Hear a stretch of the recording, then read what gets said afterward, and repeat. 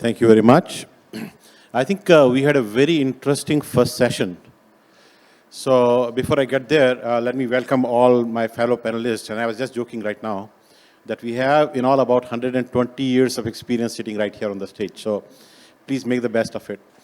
I will try and get the best out of them. So, all right. So I think the first session clearly laid out a wonderful opportunity for Indian agriculture.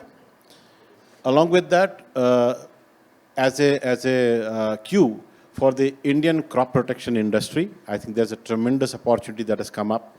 This opportunity is enhanced by way of geopolitical developments that are taking place globally.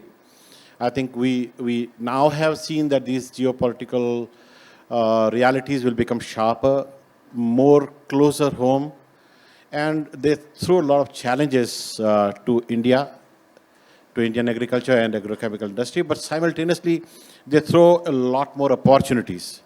Now, that's one aspect wherein I think this is once in a lifetime kind of an opportunity that we have, wherein we can look to position India as just the perfect place for global investments to flow into India so that India could become an integral part of the global value chain, if I may call it, of agriculture in general, but for the agrochemical industry in particular.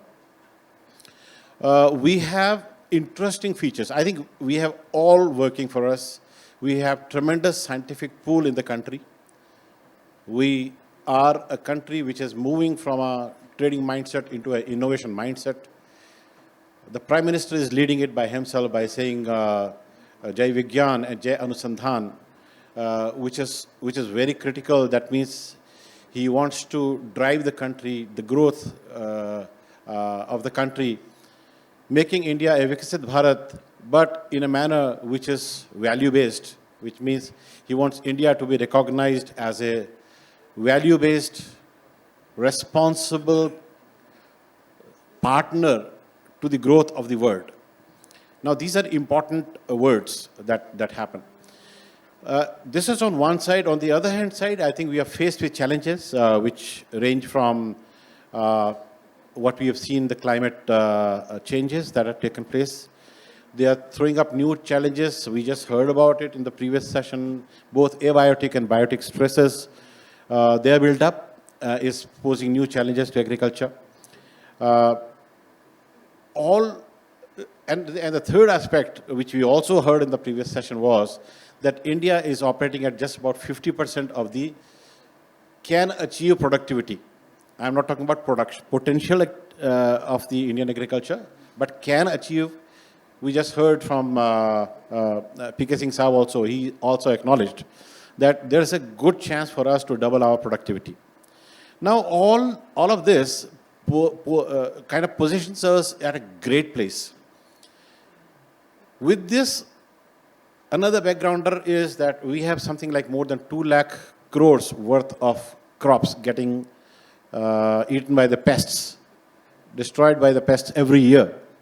In a country of our size, where the farmers are smallholders, where the farm incomes are low, such kind of a loss is something which must be a national priority. And that is where I think this sector becomes a champion sector. This sector also is a very interesting sector in a way that, this is possibly one of those rare sectors in India which are forex positive. That means they earn more forex than they give it out.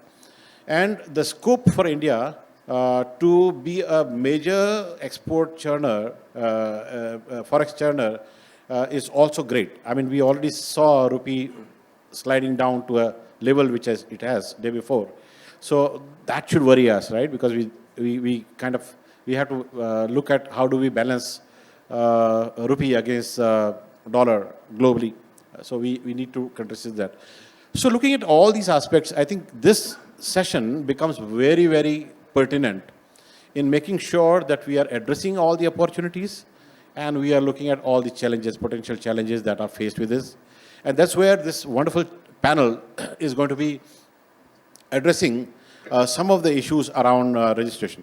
See, this being a regulated industry, most of the products like pharma, like human health or vet health is all regulated. And the regulations have gone more and more stringent over the years. This is more because of the pressure from the, what should I say, the larger public or the public representative who are gunning for a safer food chain, for a responsible agriculture which has minimal impact on the environment and ecology, for residue-free, if I may call it, or maybe a safer food chains and a nutrition. So industry has all these responsibility to be fulfilled. With this background, let me just begin this session, and I can start with no other than somebody who has really raised our aspirations significantly. Sorry for saying that. We had always been complaining in all the panels at all the sessions, in all the conferences, about poor nature of regulatory system in India, the inefficient performance of the regulatory system. I think, if I may call it single-handedly, or the team, entire regulatory team at CIB, I think has really shown us that they are now becoming from a regulator or a roadblock to a partner in India's Viksit Bharat journey. So I think a big round of applause for that. This is exactly what Prime Minister asked the regulators to do, and I think I'm very proud that it is happening in our industry. With this background, we would just like to understand from you, ma'am. I know, I mean, we can see the results, but what are you doing different that is bringing in such a big efficiency into whole thing? And my follow-up question to that would be, how are you looking to take regulations moving forward to make it more effective, efficient, and what should we say, enabling for the Indian agriculture?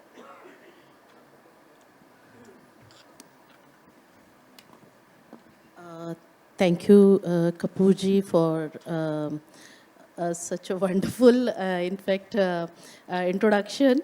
I am humbled. Actually, first of all, let me clear, it is the teamwork.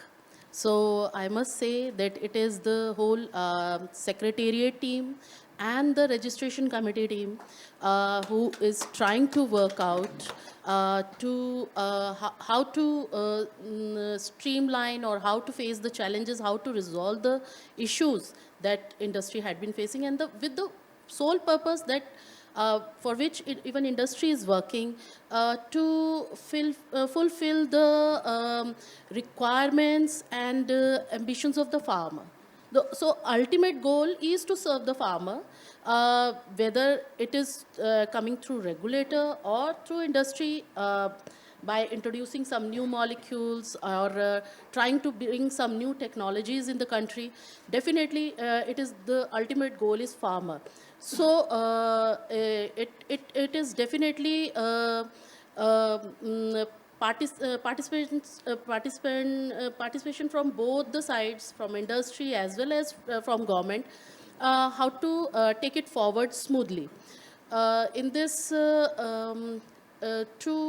realize all these goals, definitely, as you all are aware, registration committee has come up. In first session also, you have heard from the Agriculture Commissioner, sir, that registration committee has finalized the definition of new molecules, which was very, very essential to move ahead, to bring new molecules and provide it to farmer for the challenges he's facing to combat different kind of pests. And like we all say, with the change in climate, the pests are also getting changed, and their nature, their behavior. So we need to bring some new technology, new molecules.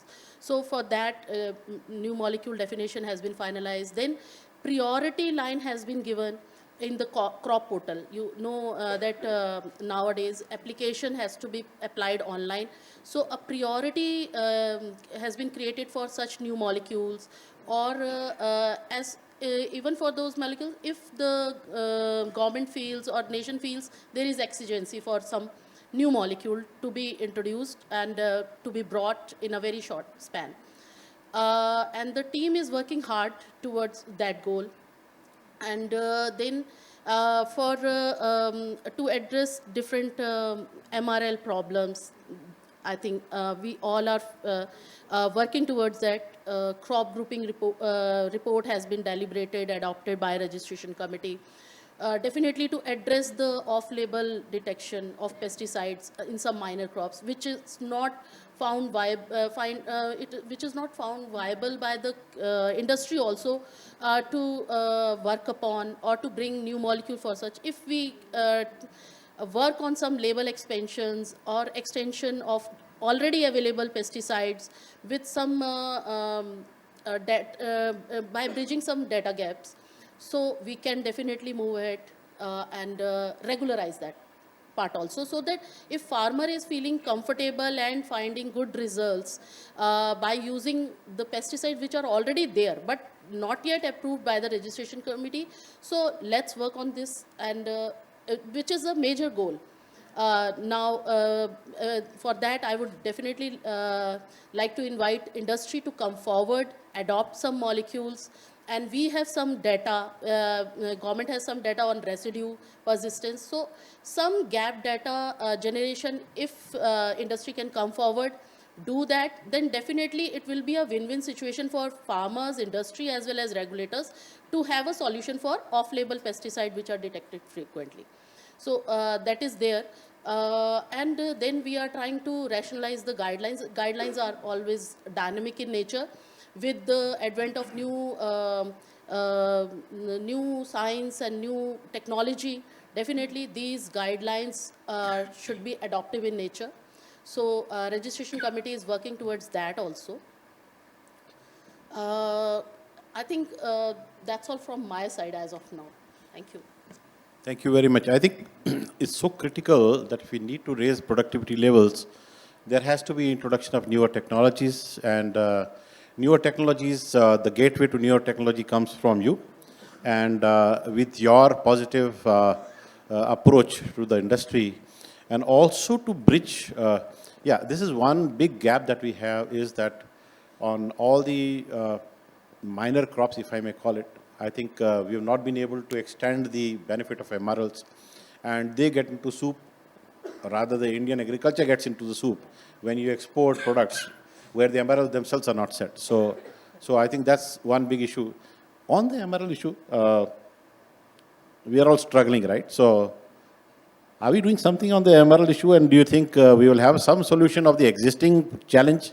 I mean, we talked about the future, but future comes from present. So present, are we going to make some headway, or because we've been sitting for the last 6, 7, 8 months? No, in this direction also, the two government agencies, they are trying to come forward. I mean, registration committee has developed some mechanism, is trying to develop some mechanism so that the issues of MRL, it being notified, which takes some substantial time by FSSAI. So we are trying to work on that. If their problem, what kind of problems they are facing, and as well as to not to deprive industry from bringing new molecules or bringing their product into the market. Registration committee in this 460th meeting, they have deliberated some affidavit, some documents. So as to if some consensus gets developed by regularizing whatever MRL values have been fixed by the SPPR. So if some consensus can be built on that, then definitely CRs can be issued immediately and enable the industry to bring their molecules in the market. Yeah, thank you so much, ma'am, because I think what's happening is we were on this side of the seesaw, now suddenly we are on this side of the seesaw. Earlier, regulation was not moving, FSSAI was moving, now regulation is moving and FSSAI is not moving. So we would look forward to some good news, maybe coming Monday, Tuesday. Yeah? Okay. We have a yes. Everybody, please note. Yeah. Can I add value to whatever she said? Yeah, Mike. Okay. Now, it's a privilege to have Mike, the closer. secretary of. Is my voice clear? Should I go over there? Take this. Take this. It's on. Chalo. Okay. Is my voice clear? Yeah, now clear. I'll just go over there. Yeah, no, don't. Sure. Take this. I'm not getting this response. Take this mic. Sure. Okay. Everybody say they heard you. Okay. Sorry. Come on. That. He RG can has be left. heard internationally, RG has left. He is not here. He has an international voice. Now, I felt I should add value, literally in terms of numbers, to the kind of achievement that she, as a secretary of CABRC, has brought about in the recent decade. Last evening, in fact, one of the meetings got rescheduled, and then my colleague Shantwana sitting here, and we were looking at the data, registration data, right? When we analyze two things, when you introduce the web-based registration sometime after 2010 and prior to that. Now be with me on the numbers. If you look at the number of registrations in India until 2010, I'll just give the round figure, it's about 200 plus. To be precise, it is 217, but let's put it 200 plus until 2010, which means in the first 40 years of introduction of Insecticide Act, what we managed to register in the country is only 200 plus molecules. Right now, we have 340. In other words, the last 13 years has made tremendous progress in terms of both numbers and spectrum of registration. I will come to that wide spectrum. Amazing, hats off to you. And we also looked at the number of manpower. There is no increase in manpower. Now, if there is one example, if there is one division within our ministry that has made tremendous progress, combining, using the same manpower and the latest technology, it is the registration, CABRC and RC. I personally feel that this should be recognized by all the stakeholders sitting here and also outside India, right? Then we looked at the kind of mix of registrations, tremendous, because there is often a feeling, oh, new molecules are not entering the country. The empirical evidence would not support that at all. Now, to quote the ministry's reply tabled in the parliament last August 2023, they say very clearly we have registered about 800 odd molecules, formulations, not molecules, formulations, and out of that, over 110 are within patent. So it's only in India we see a perfect blend of old chemistry and new chemistry. I'll tell you why I'm saying this. Because often they get accused, oh, we should have, in my opinion, I'll give empirical evidence for that. Take EU, because EU is often, without objective reasons, is considered as a role model. It is not at all a role model. I'll give two things. Then I'll come back to the Indian scenario. In the EU, the per hectare use of pesticides way back in 1993 was 2.7 kilos. I'll give the data if you contact me. Now it is 2.9 kilos. The use per hectare of pesticides in the EU has gone up contrary to the popular perception in spite of predominance of low molecule pesticides. Now, what is the lesson that we can have from that? We need the low molecule, the narrow spectrum pesticides in association, in addition, in coexistence with the traditional molecule. I think this is where the India is setting standards. There is one more empirical evidence I will give you. Now, our farmers, going by our own data, is about 60,000 tons of material, active ingredient, whereas EU farmers are using 321,000 tons. Now, the next data I'm going to give is important. Indian farmers are producing 567 billion worth of output using only this much, whereas Europeans are producing, EU is producing only about 300 billion odd. So who is the most efficient users of pesticides? It's Indian farmers. It's Indian farmers. So credit certainly goes to the ministry, the CABRC, for maintaining a combination of both the so-called the conventional chemistry and the new chemistry. And I'm very sure we will take this forward based on the objective evidence that we have. Thank you. Other things will This address is, later. this is, I think, a very interesting add-up. One thing which again, I would also like to support you on that is that globally also, I think, this one perception that is always built up, which is that new chemistries come at the cost of the older chemistries. But I think that's not true.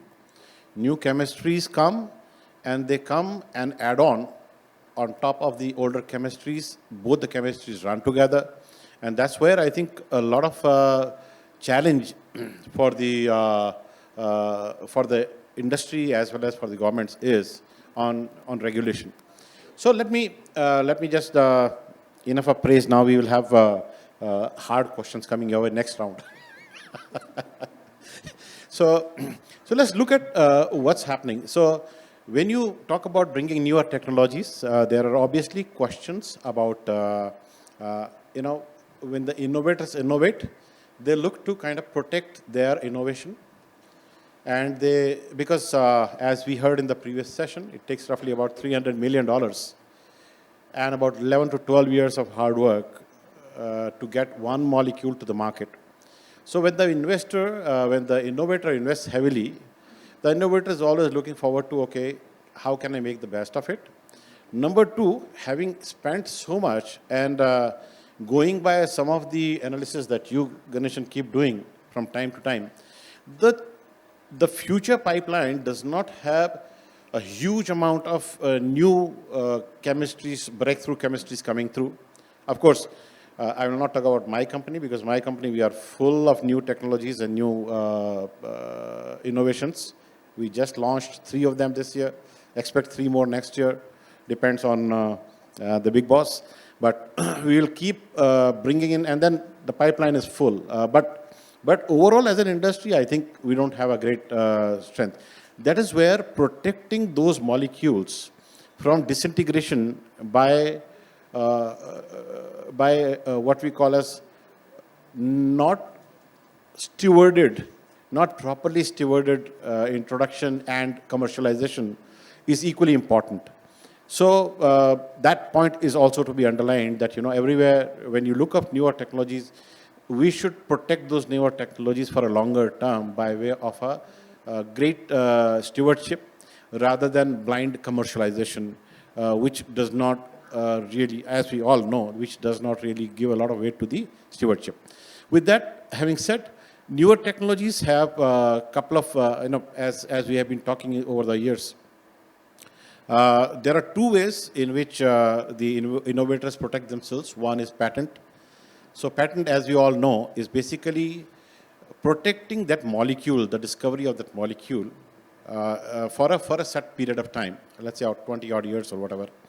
And then the other part that globally that goes around is a data protection that has been added as a part of this discussion. And what is data protection essentially is, like in the previous session you heard, merely a patent does not bring a product to the market. To bring it to the market, you need to have a lot of regulatory data generation, which has to be around the safety, bioefficacy, and all that stuff. So all the data is also generated with a lot of investment. So the innovator is given protection globally in many countries. And in our country also, we have been debating over a period of time whether we should have it. Just to update you all, I think in the discussion that we had last about 2 weeks back with the Secretary of Agriculture, this issue did come up, and I think they have already constituted a committee to look at this. So we would wait for the committee to give patient hearing to all the stakeholders so that a rational decision is taken, which is, like we agreed in the previous session, in favor of the farmer, in favor of the nation, and in favor of the innovators, because you ultimately want to be recognized as a responsible country, because your journey, India's journey does not stop at India. India has to be a global supplier of agrochemicals. So with that background, I think let me just bring it to Ganesan. As most of you would have known, Ganesan does a huge amount of research, possibly the no, I think he brings in very interesting nuggets and a good philosophy to think through many issues, whether it be around organic agriculture, natural agriculture, whether it be around regulation, whether it be around global regulations. I think I also heard something about various conventions that take place globally. So he's a keen attendee. I think you regularly attend Rotterdam conventions also. Yeah. So there are a lot of developments happening at Rotterdam conventions and other conventions where there is a potential threat being posed by the EU-driven lobbies to the kind of a product profile that we have in India. So I think I would like to have some nuggets from you on that, on what's happening at those conventions, and how does India protect its product profile, product portfolio that it has, and what other developments do you think would be useful for the country? Okay, I'll give quick glimpses of the global chemical industry first. The largest sector within the manufacturing sector globally is chemical sector. The size of chemical sector is close to $6 trillion. Now, what is $6 trillion? It's almost double of the India's GDP. It's huge. Now, because this is the largest traded commodity in general, chemicals globally, it also comes under lots of regulations. Regulations that were conceived by countries that were leaders once upon a time. That's the reason we use that Stockholm Convention, Rotterdam Convention, Basel Convention. You don't get to see Delhi Convention or Mumbai Convention. So, because they conceived it and because we became a party to it, now we are realizing that many of the conventions do not suit the interest of what is known as the global south. Okay, that's a fact. And hats off to the authorities from India and also from China and from Brazil who attend such meetings. They do a fantastic articulation to defend the interests that are legitimate and right to the country concerned. So I think the conventions will continue to restrict some of the plant protection compounds. I'm talking about this Rotterdam Convention, Stockholm Convention, but we have the data, we have the skill to defend our legitimate rights. So I would rather like to, but then this will continue, even in plastics. If you look at the plastic recent global convention, it's a real laughable one. Now plastics will continue to increase. What is required is management of plastics than trying to vilifying in plastic, because we are all consuming. Look at the kind of plastic bottles that we have here. That's a different one. So chemicals will continue to come under attack. I think the industry, in my opinion, has to have in-house skill to generate ideas, legal and scientific, that can be supplied to the government authorities who come and represent us. Because even when we participate, we'll be seated in the observer's desk. We have no say on the final decision, but they have the say. So I would strongly recommend the industry representatives here to allot some sort of manpower in every company to have to continue to monitor it. And so this is about the convention. The other thing, I certainly agree that, as I said in the beginning, that there has to be a healthy combination of so-called new molecules and the conventional known and trusted compounds in any country. So that, in my opinion, is a healthy combination. Now, coming back to the need for introducing new molecules, there can be no doubt there is a need. But where is the low-hanging fruit? The low-hanging fruits are lying under the Patent Act. If you look at the Indian Patents Act, we have an expert here, okay, Section 83 of the Act. It is very unique in the world. It says that patents are introduced not to help the patentee, but to help the local economy. I want you to go through the Section 83 of that. It is to be introduced. Now, what is happening in the country? We are also now looking at the drugs. First, I will talk about agrochemicals. between 2010 and now 2022, there are about, the Indian government has granted, Patents Authority has granted 62 patents for new molecules. Now, out of the 62 molecules that have been granted patents in India for introducing in India, 60% have not been launched. So we are in touch with authorities considering the need for the society. Please ensure that these are introduced on top priority. Just imagine, if this gets achieved, nearly 36 new molecules will reach the Indian farmers. So in our opinion, this requires priority attention. Now coming back to the protection, data protection and all, if you read, now there are two things. Often we confuse data exclusivity with the data protection. I'll come back to that. I don't think time will permit, but those who really want to know will come back. Data protection is not a new thing. Sorry, data submission. Regulatory data submission has been there right ever since the first molecule was introduced. It's not the new thing completely.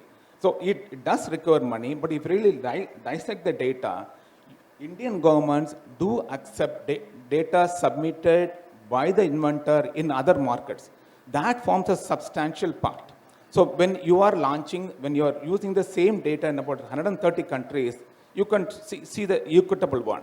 Now, but local generation data is not expensive one. So our request to the industry is that the status quo should continue. Now, regulatory data generation does cost money, but it also gets distributed equitably over the countries before you enter the India. So it's not a major component. That's the reason why we could successfully introduce nearly 340 new molecules in the country, in spite of the cost. And it is perfectly justified for any investor to have a decent ROI. But if you look at the revenues of the inventors, the current method does give reasonable ROI to the inventor. I will not go deep into that because there could be arguments and counter arguments, but then we have done some papers we can always share with you. And we are also in touch with IPA, Indian Pharmaceutical Alliance, because any policy change in the field of agrochemicals would also be made applicable to pharmaceuticals. Now, both are export-intensive industry. I think this dialogue will continue for a while. I thought I should give you some glimpses into that. So thank you very much for this. Okay. Bye. Yep. Thank you so much. I think, so let's now hear out what he has very clearly highlighted is that India is a special case. There are special requirements, and obviously there are issues that are being discussed at the government level, at the highest level, and I think we would trust our own government to come back with whatever decisions they want to take in all these issues, because ultimately the bottom line is how do you benefit the farmer, how do you benefit the Indian agriculture, and how do you present India as a responsible country globally so that you become a very important part of the forthcoming supply chain. The supply chains are evolving globally, and I think that's where credibility of all the countries will be scanned seriously by all the innovators. So thank you so very much, Ganesan. There's a lot of intelligent inputs here. So let me come to Suresh. Suresh, since you also lead the regulatory team for ACFI, let me understand from you, what do you think needs to evolve in the larger regulatory system so that you have larger inflow of new technology products and technologies, and what would be your recommendations to the regulatory body and to the industry? Thank you, Mr. Kapoor. Am I audible? Closer to you. Keep it Hello? like this. Keep it like this. Yeah, take this. Thank you, Mr. Kapoor. I'm audible. So before I go, I reflect upon the last year's summit, which was held in the same location, and the topic was about regulatory reforms, right? If you compare that last year, December, and this year, and within 1 year, we have walked a long way, positive way, which industry has been struggling for last 8 to 10 years. So many things positive has happened. So again, thanks to the Minister of Agriculture and the Central Insecticide Board headed by Madam, and also the staff of Central Insecticide Board. So this has made it happen, right? But this has made it happen, but we also have certain challenges. So I will try to divide into 3 different major topics. One is from the policy perspective. So previous speakers spoke about the positives, negatives. So I go back to a little bit of the data protection. So Mr. Ganesan mentioned, and also the previous speakers, chairmen have mentioned. So data generation depends on the local conditions, whether it is pesticide or human consumption, whatever it is. So there are stringent guidelines which are given, and one has to go by the guidelines which is given to generate the data. So there is no time limit. We know that we have to generate this data, but by the time we generate the data, we submit, we get the approvals, there is a time elapsed, right? And there is a cost to it. Even if it is a government institute, a private institute, nothing is done for free. And we know that day by day the costs are increasing, right? So there is a definitely cost element associated to it when you do the registration, apply for registration. Post-registration, we have to take care of the stewardship requirements, marketing requirements, when the product comes new into the market. So we need to obviously train the farmers and other stakeholders how to use the product. Otherwise, the life cycle of the product is going to be closed. We know that. That's the reason why we see development of resistance or facing all the molecules which happens. So that is from data protection. I'm saying data generation. I'm saying that there is a need, and there is a need to be a protection. There is certain data which can bring in, like the safety data, which is accepted. But especially the bioefficacy, persistence, or the local soil conditions, we know farmers are very small, so we need to have those data generated in local conditions. And that's why the government has framed the rules to generate the data in local conditions. So which helps us to have a robustness, right? So we do have it. I'm moving to the regulatory process, so it's very, very good that we have the last 4 years before when it started, the government started the 3D reforms process where all the industry were invited and many pain points were identified and few things which are talking about crop grouping, new molecule, minor changes. So everything was part of the 3D reforms, which we have done fantastically. But I do see there are a little bit when the one side from one stakeholder which you do that, like big thanks to Central Insecticides Board and Ministry of Agriculture for bringing those and making all those efforts. But what happens is, again, I'm not able to finally get the product in my hand. What I'm saying is that I have the cake, I cannot eat it because the other stakeholders, especially the Ministry of Health, right, the food safety. So we have to fix there. The CAP has done every efforts, Ministry has done every efforts, but we do not get the response from Ministry of Health. That means there is a gap in the stakeholder understanding or get together, right? Unless and otherwise you don't have it, I may not be able to launch the product. So this is a governance issue which requires intervention at the highest level of the ministries to have a dialogue. I'm sure we cannot discuss and solve it, but it has to be coming from the minister's level to have and discuss and solve it, which will also help to address those issues which you are facing, like say off-label use, right? So when CAPRC agreed and gave the recommendations for crop grouping, the FSSI doesn't want to agree on that because they are seeing from their own safety perspective, right? So how do we balance it? That means we need to have a definite discussion which will help overall to introduce the product to the market at the earlier date, right? The third point, which we never touched about, we all talked about the new products, environmental safe products. I take the example of biologicals, right? So there are many new molecules available, new biological organisms or strains available across the globe. Many countries are taking advantage, are moving much, much faster. But we also want to have it. But the problem which I face as an agricultural person who's in regulation is that if I want to bring a new biological bacteria, say fungi from other side, the question asked is whether the strain exists in India. If it is there, no approvals. If it doesn't exist in India, the biodiversity authority says that you cannot introduce it because it may lead to bioterrorism. So one side, we want a safe, good products, but other side, we prevent ourselves from bringing those products. And all those biologicals are, all their safety is established across the globe. It is not that it is not established. So without having the safety of the product, no government or no company will launch the product. So why there is an inhibition for us? Whether it's a perception or understanding, when somebody with a new product, forget about the inorganics, we have biologicals, right? We have biostimulants, we want to bring it, why there should be inhibition? So there is a log jam. So how do we clarify those log jams? So that is one part. I'm coming to the regulatory per se. So when we talk about in process, so what happens, like I take an example. So new molecule definition, wonderful. We have created a separate line in the crop portal. It is being reviewed by the experts. We are getting the comments, we are replying it. But there is a gap. The central insecticide lab does not have the communication. I'm just giving the example, not criticizing anybody. So when I go to the central insecticide lab, this says that how do I know there's a new molecule? I don't know, because I'm not linked to the crop portal, right? I go by whatever comes to my table. So you know it is new molecule, CIB knows new molecule, but I don't have any communication. So that means there is a gap in understanding or gap in communication.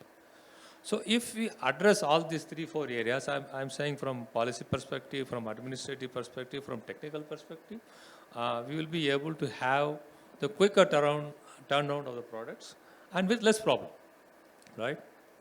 We also don't want to go to the regulators, keep on complaining. Our regulators doesn't want you always come with the complaints. So we are in a happy situation.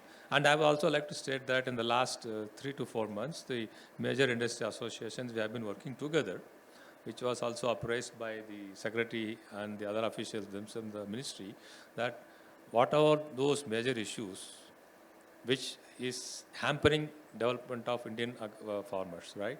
So try to address from that. And we all 4 associations have been working together at the regulatory function level as well as the governing council level, identify those areas and help and try to clear out the differences and try to address it so that we can move faster, right? So those efforts are happening, but we also try to plug on those gaps.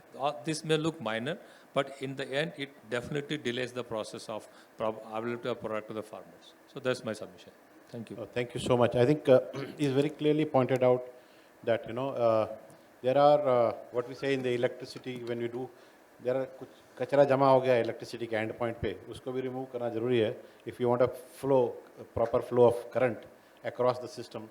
And this is because, what we say is the government is the, for example, India government is a one responsibility, right? So all various ministries, all right, but government as a whole has to have one voice. So somewhere I think a proactive outreach to various stakeholders from the side of Ministry of Agriculture, because you're working so hard, but it looks like कि आप खड़ी गाड़ी में accelerator दबाते जा रहे हैं, तेल तो फूक रहा है, लेकिन गाड़ी आगे नहीं बढ़ रही है. तो I think that could be an interesting aspect.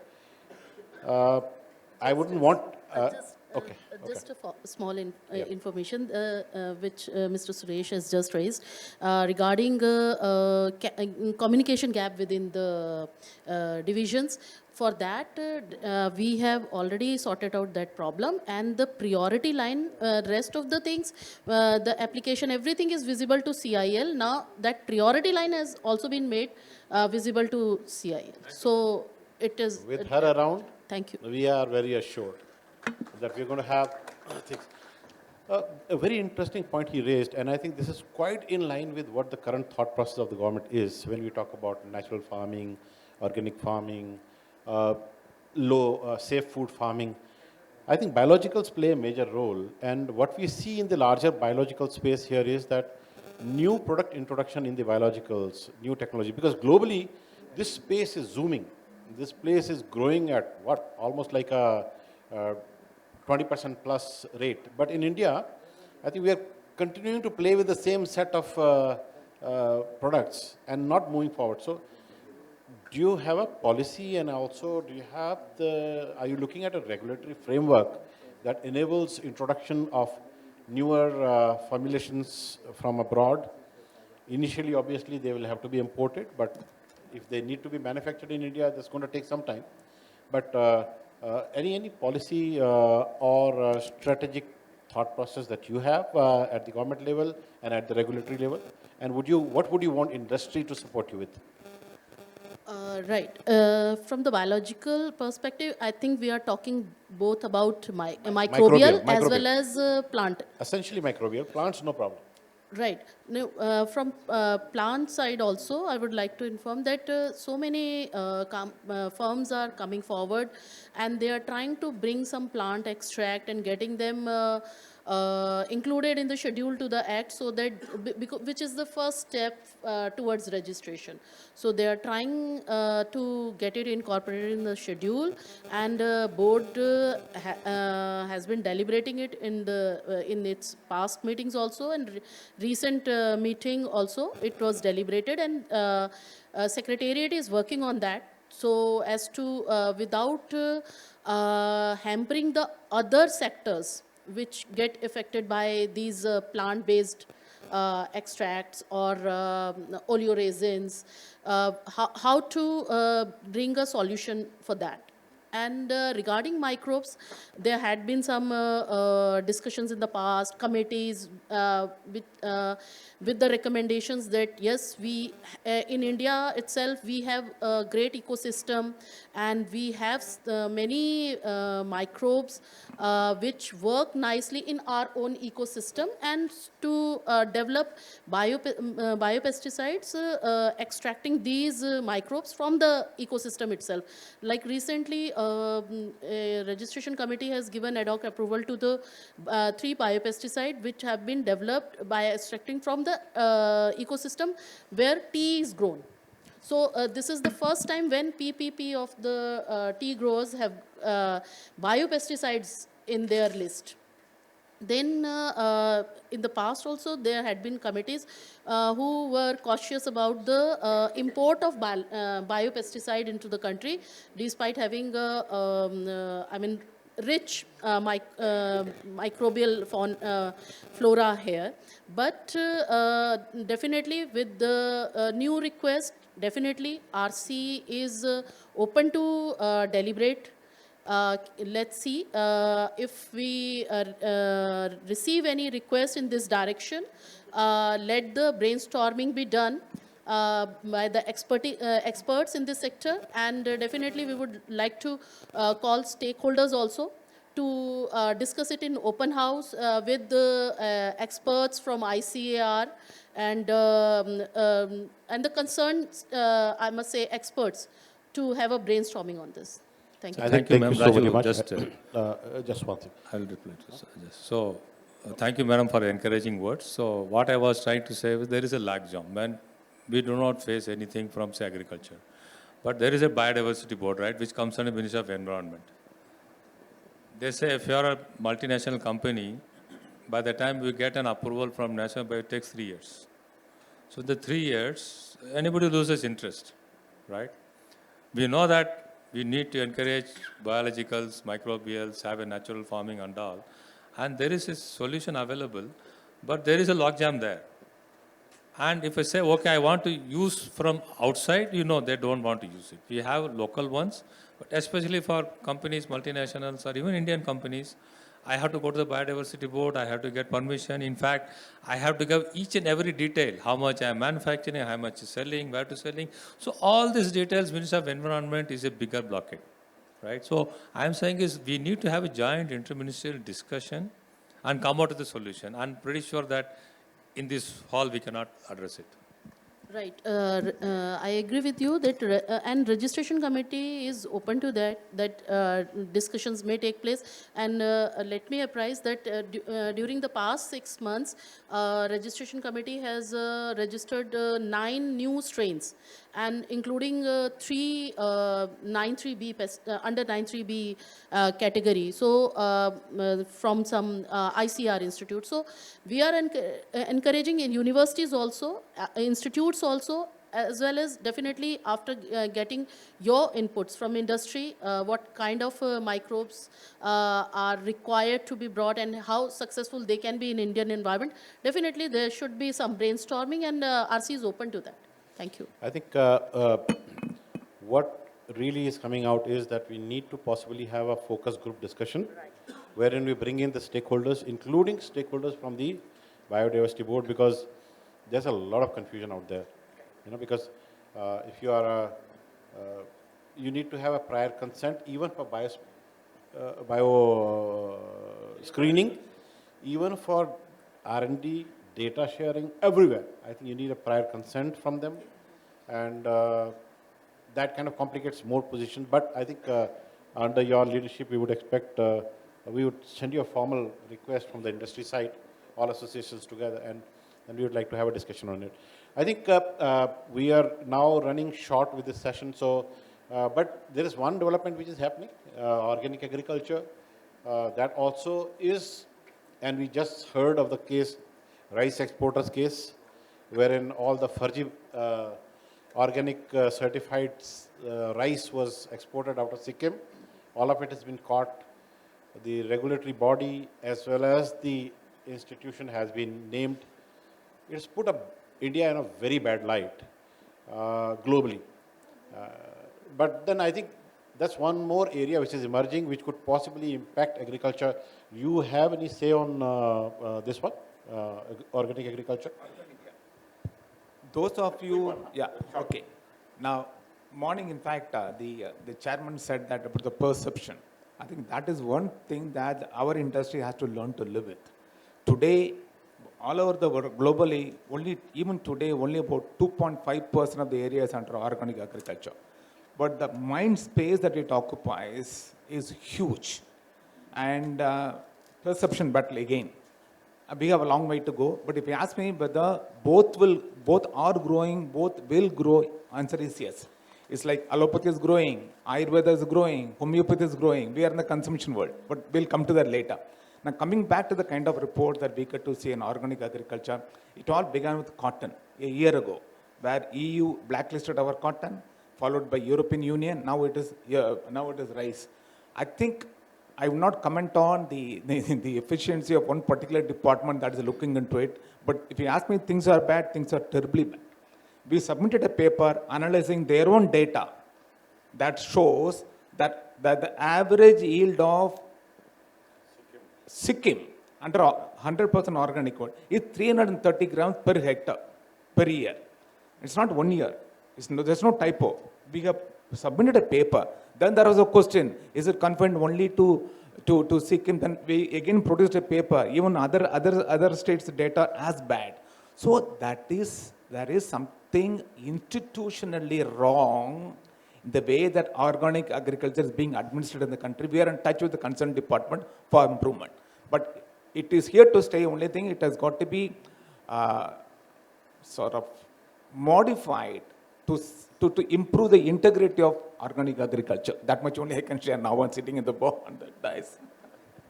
Yeah, I think, again, highlighting India as a responsible country. I think our image, brand India, we need to build up that brand, and all these small elements go on to build up the brand India. We have had a fantastic session right now. I think, I'm sure you all must have been more enriched. Clearly, we understood that we have tremendous scope to grow the country, to grow the industry, to grow the farmers' productivity. Newer technologies are the need of the hour. Custodians, the gateways to the newer technologies are opening, cautiously opening, but opening for sure. I think we need to now make sure, as an industry, we may need to make sure that we build up on their trust on us. We do not give them an opportunity to doubt our integrity or our submissions, but simultaneously we would expect a partnership to happen on the side of the government and the industry to take agriculture to the newer heights. With this, I think we would like to put a stop to this session. If you have questions, sorry, we don't have time for questions. If you have questions, I think immediately after the session, when we are outside, maybe people can have one-on-one. So thank you very much for your patient hearing.